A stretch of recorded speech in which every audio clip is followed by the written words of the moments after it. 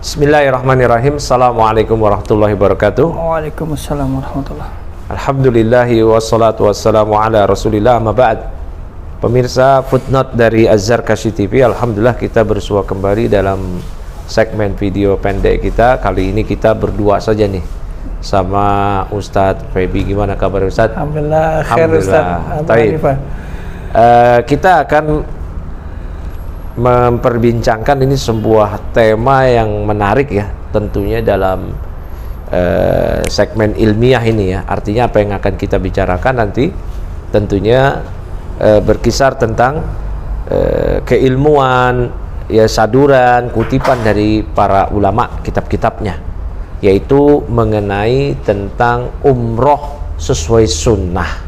Dan banyak sekali di lapangan ajakan-ajakan, ayo mari berumroh sesuai sunnah, di travel sunnah dengan cara sesuai sunnah. Sementara banyak travel-travel lain ternyata tidak mengangkat tema itu sebagai tajuk dari travel dia, sesuai sunnah. Karena mungkin sudah dipahami oleh orang-orang yang namanya umroh ya mau sesuai sunnah lah, masa mau sesuai siapa lagi, ya kan? Khudhu anni manasikakum. Nah, berarti di sini kita akan memperbincangkan di sini. Terlebih khusus Ustadz Feby ini ya kita kenal sebagai pimpinan dari Travel Point ya Travel Point Haji dan Umroh. Dan Point di sini dulu ya yang kita tahu sesuai sunnah. Travel sunnah. Travel sunnah. Sekarang udah enggak sesuai sunnah. Waduh. Atau enggak ada tulisan sesuai sunnah ya. Enggak ada tulisan sesuai sunnah, itu saya ralat ya, bukan enggak sesuai sunnah ya. Kalau enggak sesuai sunnah mungkin ada anggapan, karena enggak ada lagi tulisan sesuai sunnah. Mungkin Ustadz Feby bisa diceritakan dari berbagai sudut pandang yang nanti mungkin akan jadi bahan obrolan kita. Tafadhol Ustaz. Masya Allah, syukran, alhamdulillah, wassalatu wassalamu ala rasulillah wa ala alihi wa sahbihi wa mawalah. Menarik nih ya temanya. Travel sunnah ya. Jadi kalau ditanya sama Ustadz Abu Hanifah, Point tidak lagi ada label travel sunnah atau sesuai sunnah. Ya karena begini Ustadz, jadi setelah kita mencoba untuk mendalami dan mempelajari adanya label sunnah ini tujuannya apa sih? Gitu. Apakah yang dimaksud di situ ada perbedaan secara bimbingan? Ya, sehingga ini adalah dibimbing sesuai sunnah. Lalu pertanyaannya, apakah yang tidak berlabel kemudian dibimbing tidak sesuai sunnah? Ya tadi antum sampaikan, lalu dibimbing dengan cara apa? Gitu. Atau kita mau bicara sunnah, memang lawannya adalah bid'ah. Nah, ini travel sunnah nih, yang ini travel bid'ah. Lawazimnya itu ya. Kan takut juga kalau sampai ke sana. Ini betul. Mengerikan kalau sampai ke sana. Karena kan juga Imam Ahmad mengatakan ikhrajun nas ya minas sunnah syadid. Bahaya ya. Mengeluarkan orang dari sunnah itu perkara berat. Perkara berat. Sementara labeling ketika ada lawannya ini kan bahaya. Nah, ini yang saya coba hindari.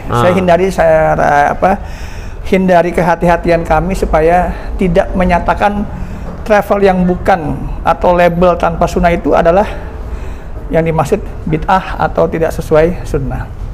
Itu yang pertama.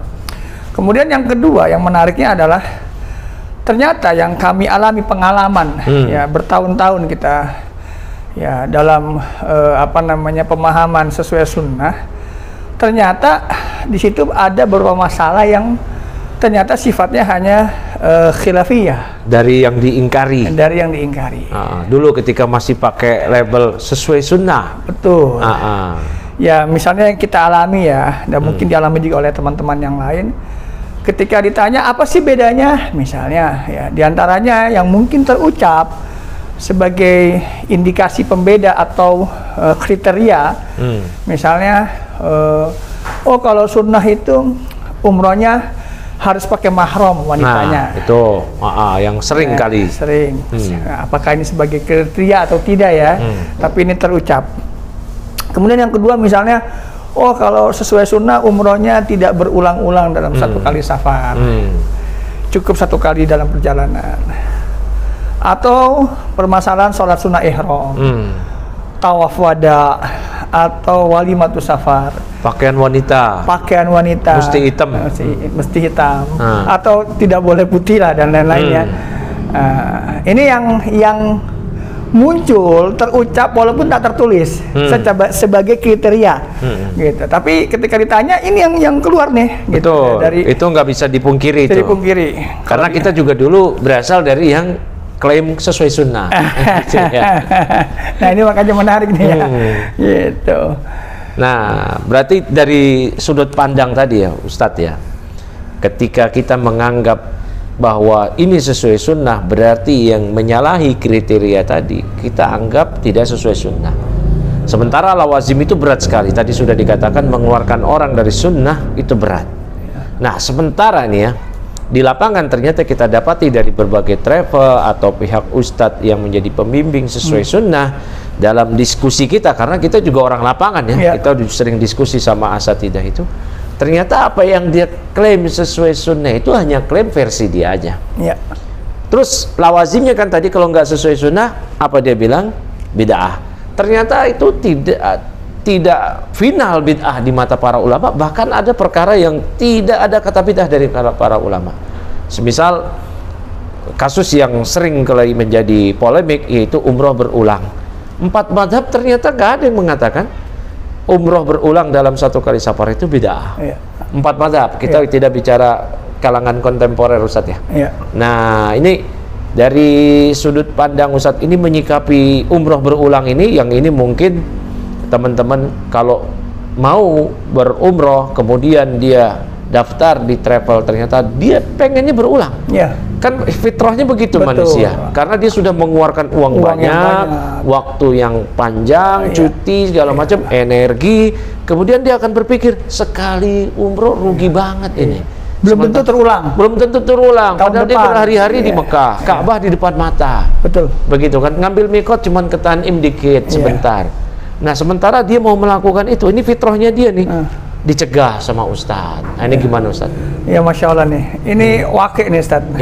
Baru saja kejadian ya, mungkin sebulan yang lalu ya, tidak sampai. Saya mendapatkan laporan dari tim kita di sana, ada satu jamaah yang dia sudah berihram bahkan di Tanim, gitu, dan dia siap melaksanakan umroh yang kedua. Begitu sampai hotel, saudaranya melarang. Ya karena ada ustadznya di Jakarta yang mengatakan ini tidak sunnah dan lain-lain. Ini Masya Allah ya, artinya ya menurut saya sangat disayangkan ya ketika kita bicara fikih ya, kemudian kita menjadi saklek gitu lah. Nah itu yang saya sayangkan. Sementara kalau mau bicara ilmiah kan harusnya kita juga terbuka terhadap pendapat yang lain. Bukan berarti kita melarang ada yang mengatakan tidak sunnah, tapi kenapa juga tidak ditampilkan bahwasannya ada yang menyunahkan? Ya betul. Gitu. Nah ini, misalnya ya kita angkat nih, ini contoh saja nih masalah umroh berulang dari banyaknya tadi yang kita sampaikan. Dalam kitab Al-Majmu' ya, Al-Imam An-Nawawi mengatakan, ya Allah yukrahu umratani wa salasu wa aksaru minas sanati al-wahidah. Ya, tidak dibenci, tidak makruh ya. Umroh 2 kali atau 3 atau bahkan lebih dari itu di dalam 1 tahun. Dalam 1 tahun. Nah, kalau kalimat 1 tahun ini kan berarti beliau menyindir atau menjawab dari pendapat Imam Malikiyah. Nah, yang mereka lagi beliau mengatakan wala fil yaumil wahid. Bahkan sehari ya. Bahkan dalam waktu 1 hari. Bal yustahabbul iktsaru minha bila khilafin indana. Ya, bahkan sangat disukai ya memperbanyak umroh ya, dan tidak ada khilaf ya di madhab kami yaitu Syafi'i. Nah, ini Imam An-Nawawi yang ngomong. Yang jelas tentunya ya beliau sebagai imam yang dicintai oleh semua kalangan. Ya kan, bukan hanya mazhab Syafi'i aja. Bukan hanya Syafi'i saja, bahkan di Indonesia ini semua golongan saya rasa menyukai dari Imam Nawawi ini. Taib, Ustaz. Nah, ini yang dulu kita rasakan ya, ketika kita masih ada dalam naungan sesuai sunnah. Kita pun juga mungkin dulu membantah pendapat yang menyatakan bahwa boleh umroh sesuai berkali-kali tanpa kita mengetahui ada imam-imam. Itu jujur aja. Ya. Dan saya beberapa kali diskusi sama asatidah, dia juga nggak tahu bahwasanya jumhur berpendapat sesuai sunnah. Bahkan ulama yang mereka ulamakan sekalipun, yang kita ulamakan, yaitu Syekh bin Baz, juga mengatakan sesuai sunnah. Tapi tetap aja begini, ulama bukan dalil. Terus apa dalilnya? Kenapa? Karena tidak dikerjakan oleh Nabi Shallallahu Alaihi Wasallam.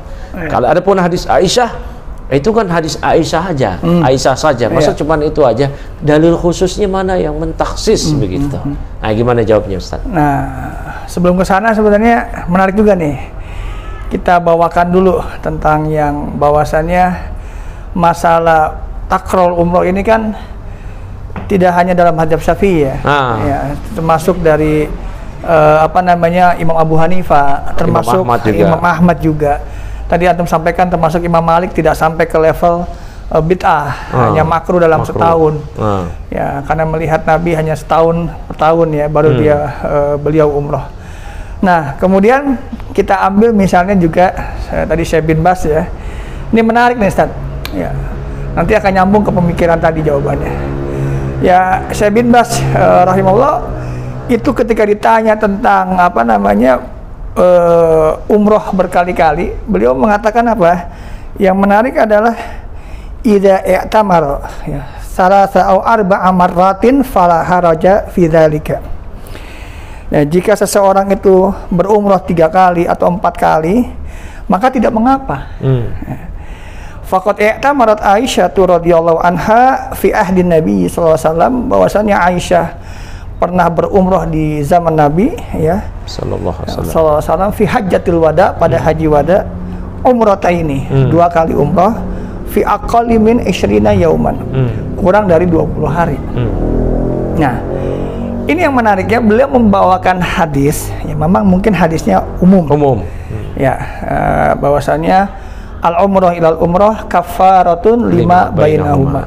Ini sebenarnya dalil ini hampir dipahami oleh banyak ulama ya, sehingga menghasilkan menjadi sesuatu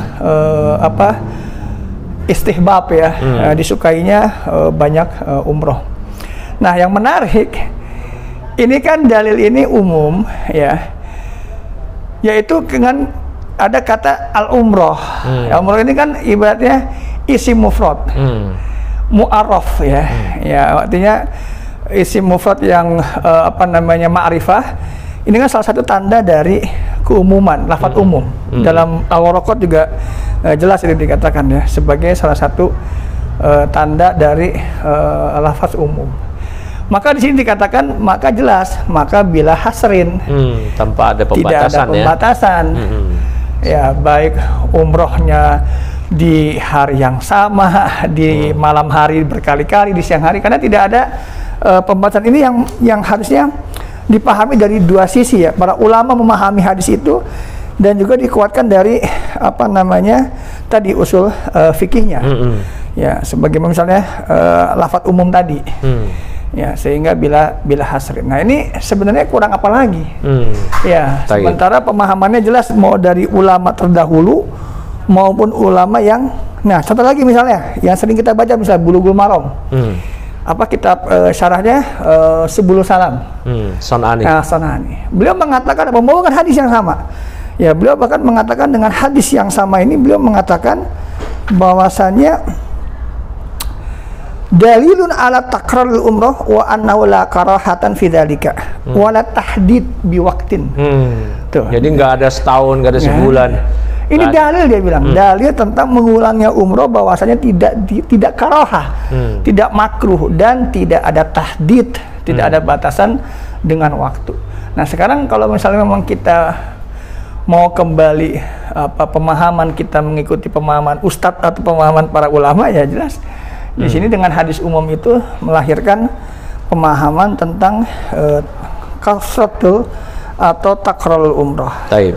Ini maka saya pernah baca juga Ustadz ya, di Fathul Bari itu Ibnu Hajar bahkan menyanggah pendapat yang memakruhkan umroh berulang itu hanya karena tadi dengan hadis Aisyah tadi, dengan kisah hadis al-umroh itu, hadis Abu Hurairah ya, al-umroh ila umroh kafaratun lima bainahuma ya. Kemudian menyanggah orang-orang yang mengkritik kok tidak ada dalil khusus. Al-Hafidz Ibnu Hajar mengatakan kurang lebih itu bisa dirujuk nanti di syarah hadis Abu Hurairah itu ya bahwasanya tidak Nabi terkadang itu tidak melakukan itu ya karena ya apa namanya Rasulullah SAW qad yatruku syai'a itu karena masyaqqah pada umat. Masyaqqah pada umat. Nah, ini bukan ada keberatan pada umat kalau terus-terusan. Ya. Nah, ini bukan berarti dinafikan kesunahan hal tersebut. Makanya para ulama tetap memandang itu yustahab ya. Dianjurkan. Nah, ini mungkin yang dari aspek ini, belum dari aspek usul fikih. Jadi kalau cuma memandang mana dalil khusus, ini seakan-akan terbatas. Betul, Ustaz.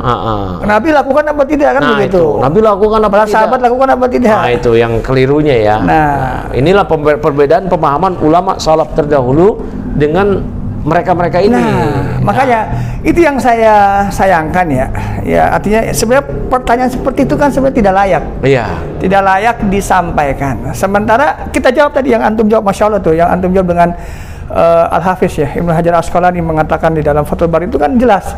Jadi ketika Nabi tidak mengerjakan, apakah berarti apakah menjadi bid'ah? Nah, sementara dijawab oleh Ibnu Hajar jelas ya, faqad kana yatruku syai'a wa huwa yustahabbu fi'luhu. Tetap dianjurkan. Ya kan, walaupun misalnya Nabi meninggalkan sesuatu dari hal tersebut pekerjaan, tapi tetap kondisinya wahwa yustahabbu fi'luhu, tetap pekerjaannya disukai. Apalagi jelas ada isyarah dari Aisyah dan apa namanya Abdurrahman ya. Itu kemudian juga dalam hal ini kasus yang umroh ini kan juga jelas dikuatkan lagi oleh Ibnu Hajar dengan hadis dari Abdullah bin Mas'ud tentang apa tabi'ul hajj wal umrah. Ya, ikutilah haji dan umroh. Nah, ini kan udah jelas, ini memperkuat dari apa namanya hadis yang sebelumnya ya. Tapi memang susah kalau, maka saya bingung, saya tanya sama antum, apakah ketika Nabi dilakukan terus menjadi pekerjaan ini menjadi bid'ah atau tidak boleh diikuti, kan ini gimana tuh Ustaz? Itu ya, makanya ketika para ulama mengatakan ini tidak sunnah, berarti apakah bid'ah? Ya kan? Terkadang itu yang butuh pemahaman para ulama salaf. Nah, itu yang kita terkadang menyimpulkan sendiri itu. Bahkan bukan terkadang, kalau kita dapat ibarah la yusannu, oh berarti bid'ah. Enggak disunahkan, berarti bid'ah. Oh ini, nah ini yang mungkin kita perlu kembali membaca lagi literatur para ulama kita. Ini terus terang aja, kita dulu pun juga kurang. Nah, ini baru dari satu permasalahan berulang umroh, belum lagi klaim-klaim sunnah tidak sesuai sunnah pada masalah tadi. Pakai baju putih bagi wanita yang banyak sekali kutipannya dari para ulama. Kemudian sholat sunnah ihram yang ternyata banyak sekali imam yang menganjurkan. Tawaf wada ketika hendak pulang dari ihram, ini banyak sekali juga ulama yang menganjurkan.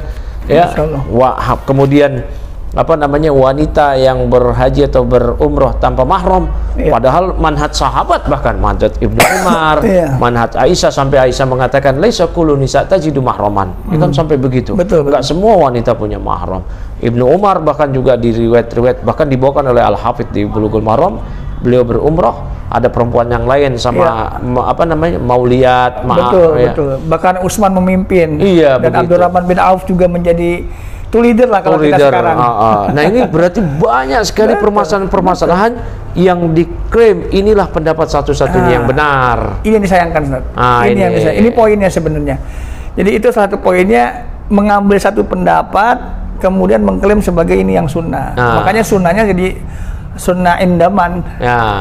Jadi sama dengan seperti tarjih, Ustaz. Nah, ini tarjih. Jadi teman-teman ini berusaha menempuh jalan yang harusnya itu ditempuh oleh mujtahidin. Mentarjih. Karena hak tarjih adalah hak mujtahidin. Ini dikatakan oleh Syekh Al-Ashqar di kitab beliau Al-Wadih fi Usul Fiqh. Bahwasanya mentarjih itu hak para mujtahidin, hak para ulama.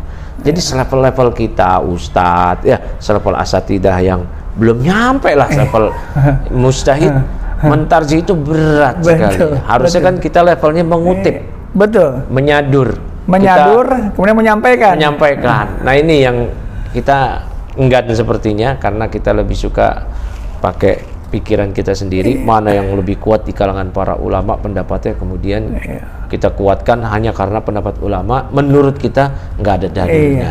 Dan yang ngerinya ya, apa namanya, entah fakta entah apa ya, kadang-kadang ketika mengatakan ar-rajih gitu ya, Ar-Raji ini jangan-jangan apakah benar dia telah meneliti semua semua akwal ya, atau dan diteliti juga istinbatnya, kemudian sehingga mereka bisa mengatakan Ar-Raji, atau sekedar dia baru baca satu sisi kemudian menganggap ulamanya dan memang ulama favoritnya dia ya, atau ulama yang memang dia anggap sesuai sunnahnya ini, kemudian tanpa membaca lawan dari pendapatnya kemudian mengatakan Ar-Raji ini ngeri banget. Ngeri banget ini. Ngeri banget. Nah, itu yang pertama. Kemudian juga apakah harus setiap masa itu ditarjih, Ustaz?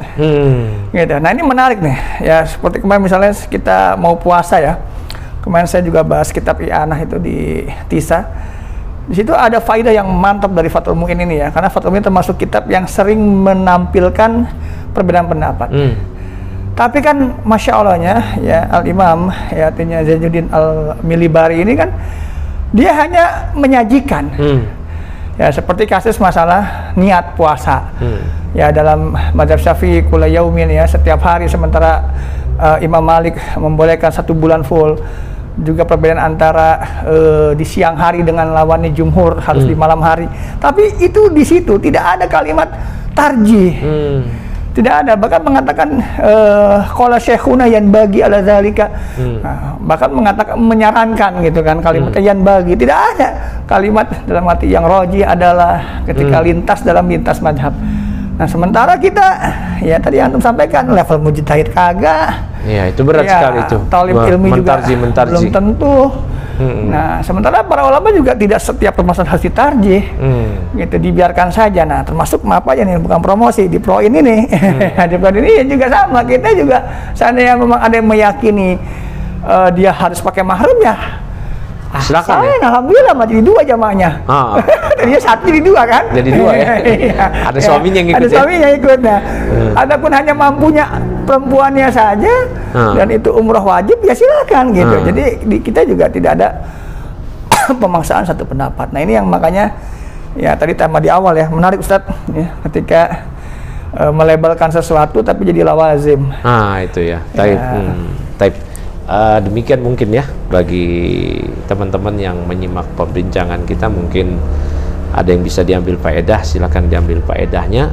Tapi terlebih khusus lagi saya sampaikan ya, bahwasanya ini ada permasalahan ilmiah. Apa yang kita sampaikan tadi bersumber, apalagi Ustadz Feby itu bawa rujukan-rujukan ya, artinya jangan pernah mengklaim bahwasanya apa yang tidak kita ketahui itu salah. Bisa jadi apa yang kita klaim itu salah, kita belum mengetahuinya.